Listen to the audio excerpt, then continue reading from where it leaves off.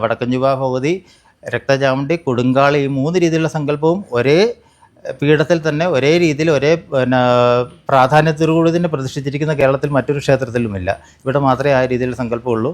ഇതിൽ വടക്കഞ്ചുവ ഭഗവതിയാണ് മധ്യഭാഗത്തിരിക്കുന്നത്. ഇടതുവശത്തായിട്ട് രക്തചാമുണ്ഡി, വലതുവശത്തായി കൊടുങ്കാളി. ഇങ്ങനെ 3 രീതിയിലുള്ള സങ്കല്പങ്ങളാണ്.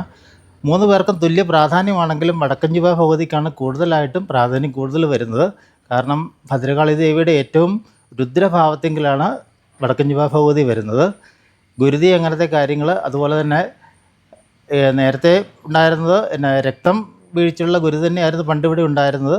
അത് പിന്നീട് മാറിയാണ് സാധാരണ ഗുരുതി എന്ന സങ്കല്പത്തിലേക്ക് വടക്കഞ്ചുവയ്ക്കായിട്ട് മാറിയത്. ഇവിടുത്തെ ഏറ്റവും പ്രധാന വഴിപാടാണ് ഗുരുതി. അതിൽ തന്നെ ഇളനീർ ഗുരുതിയുണ്ട്, ചെറിയ ഗുരുതി, പിന്നെ വലിയ ഗുരുതി എന്നുള്ള രീതിയിലുണ്ട്. പിന്നീട് വർഷത്തിലൊരിക്കൽ നടത്തുന്ന മഹാഗുരുതിയുണ്ട്. അപ്പോൾ അത് ദേശഗുരുതിയായിട്ടാണ് ഇവിടെ നടത്താറുള്ളത്.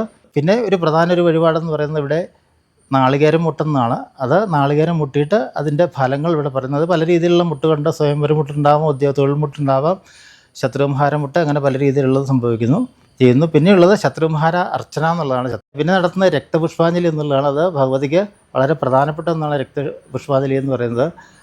രക്തപുഷ്പാഞ്ജലി കൂടുതലായിട്ടും നടത്തുന്നത് ഈ രീതിയിൽ തന്നെ ശത്രുദോഷത്തിനും ചെയ്യുന്നുണ്ട്. അതുപോലെ തന്നെ ഗുളികൻ പോലുള്ള കാര്യങ്ങൾ, ഗുളിക നിഗ്രഹണം, അതായത് ഗുളികൻ്റേതായിട്ടുള്ള ചില ദോഷങ്ങൾ മാറ്റുന്നതിനായിട്ട് നമ്മൾ ഈ രക്തപുഷ്പാഞ്ജലി നടത്തുന്നു. അതുപോലെ മുമ്പേ പറഞ്ഞ ഇളനീർ ഗുരുതിയും ഗുളിക നിഗ്രഹത്തിനായിട്ടാണ് നമ്മൾ ചെയ്യുന്നത്.